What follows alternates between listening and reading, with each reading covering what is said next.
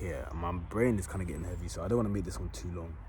But in this video, I wanted to just quickly talk about dreams, okay? And how dreams can help us better understand exactly this play that I talked about in the previous video, this play between intervention and fate, okay? Now, I want you to go back and recall your most memorable dream, okay? Like, you just remember, okay? You might not remember any, but just remember what it feels like to have a dream. What I want you to remember is how real that dream felt and how real the intervention that you were doing in that dream felt. How much it felt like you were actually making those decisions in that dream because the dream felt real. And then I also want you to remember that mix of relief and expanded awareness you got once you came out of that dream, but how that feeling goes away and you forget completely about that whole experience and how real you actually felt it was. Okay? And this is what I want, and what I want this to show you is that glimpse, you know? That glimpse when you wake up and you have that relief is the consciousness. It's the consciousness waking to a new day.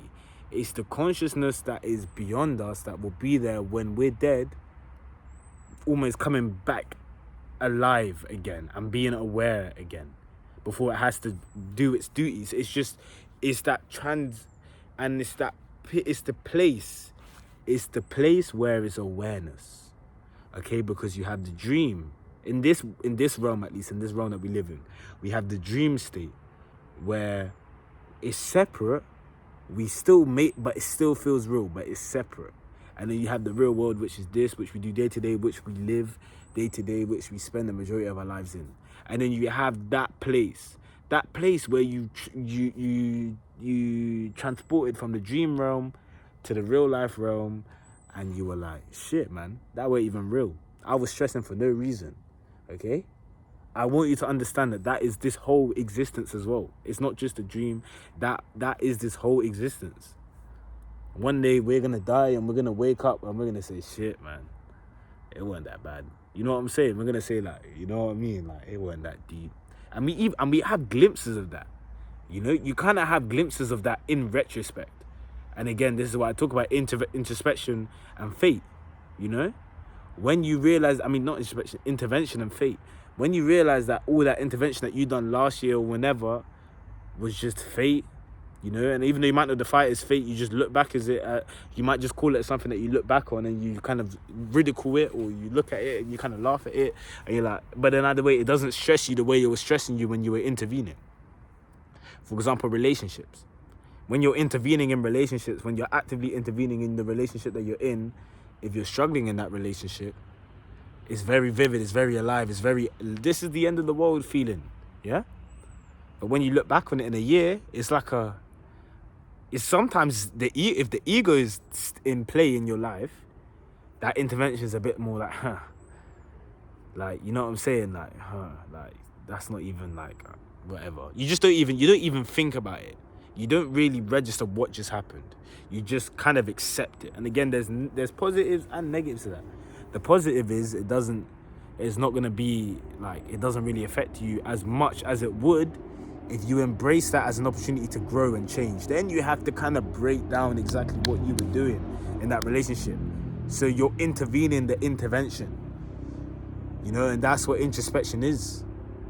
That's what introspection is intervening the intervention. So you're intervening with your own intervention. It's fucked. That's what I would just tell you. It's fucked. It makes your mind expand, of course. Actually, no, not your mind. It makes your spirit. It expands your consciousness. And it allows your consciousness to drive you a bit better. But man, like, the way that it kind of detaches you from the world, especially if you're semen retaining, the way it detaches you from day-to-day norms, the way that you'll just feel like alien on this planet, because you necessarily are, because that's what you are. You're an alien in this planet, you just don't know that. We don't belong here. You think we belong here? You can tell we don't belong here, because we all think that we're supposed to live forever, because we are.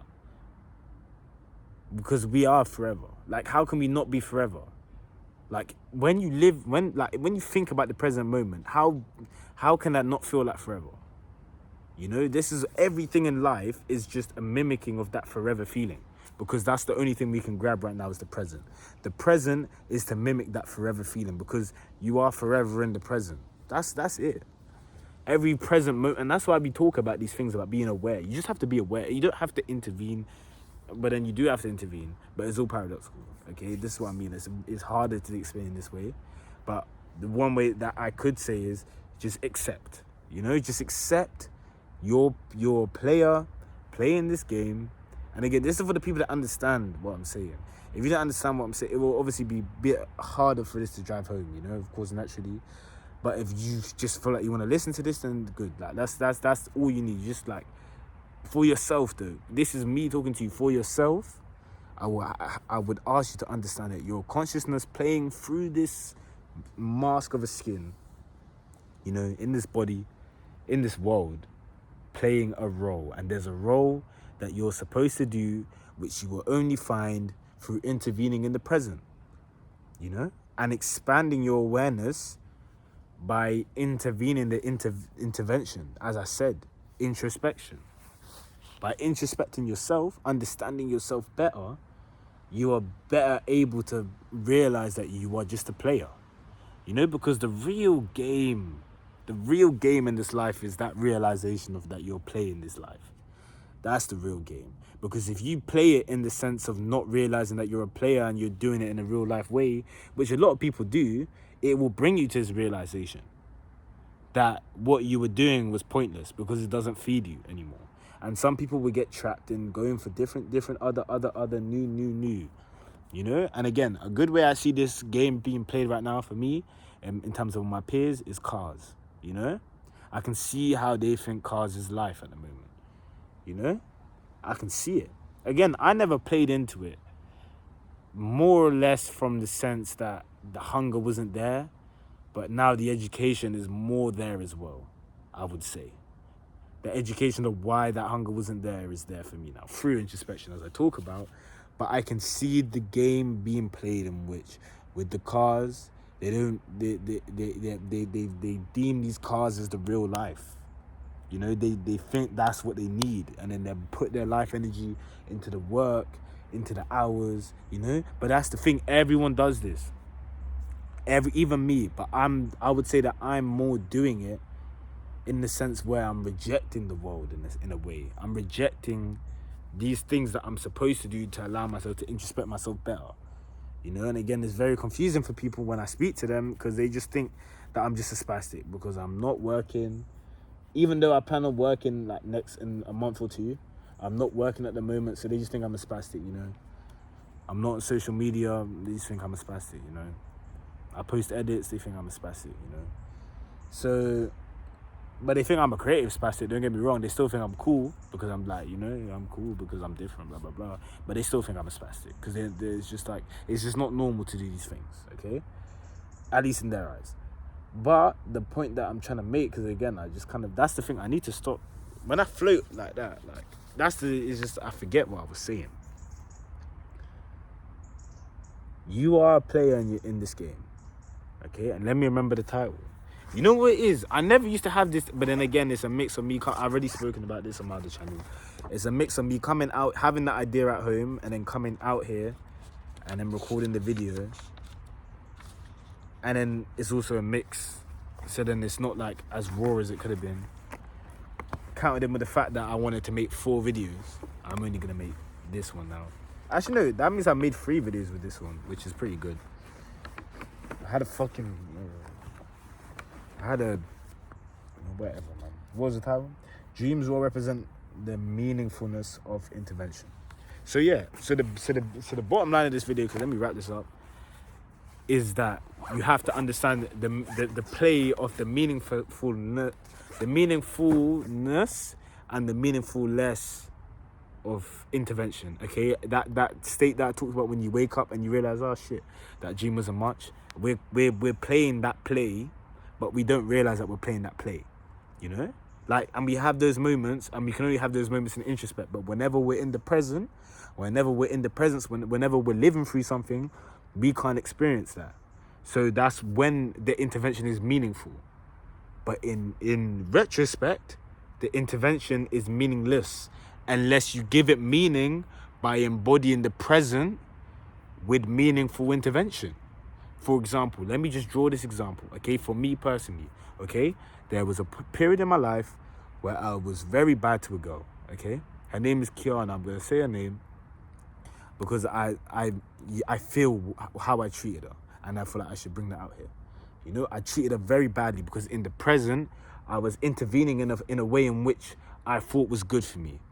Okay, I thought this was how I was supposed to intervene in this moment. Sigma, talk, stuff, all of this build up, external stimulation build up, sexual release build up, blah, blah, blah. That provided that intervention. Okay? So my intervention in my life in general provided that intervention with her, and I treated her badly. Okay? Now I sit here, in retrospect, living through that, seeing the meaninglessness of my intervention, in the sense that the way that I was acting wasn't the truth. So in that sense, it was meaningless. But then I give that meaningful, I make that meaningful by embodying myself now in a way in which I try move away from that. In the present now, I pull away from that as much as I can. Not reject it, pull away from it. Not pretend like it didn't exist by making it completely meaningless, but I make it meaningful in the fact that I say that the way that I acted there was meaningless. Because there is something better.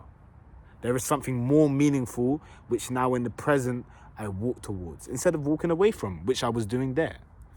So I would say the difference is whether you walk towards this betterness or you walk away, you know? And we have these episodes in our life, but the fact doesn't change that eventually you're going to have to walk towards it. So it's going to be a lot of beating around the bush. You know, that's the meaningless, but it's also meaningful because it has to happen in this realm. Because this realm is all about beating around the bush. It's all about beating around the bush. The answer isn't just gonna, you know, it never will. Because the whole point of existence, and the whole idea of infinite existence is beating around the bush. The whole point. That's the whole point. Like, when you actually look at your life from a whole, like, let's say from me now to when I was a kid, 90% of that was beating around the bush. But then again, that beating around the bush is existence, you know? And again, we are meant to transcend that, but that doesn't make it meaningless. You know what I'm saying? Because the beating around the bush is fun at times. Even though it can be poo at times, it's fun at times, you know? But again, it's been great. It's been Noah. Peace, man.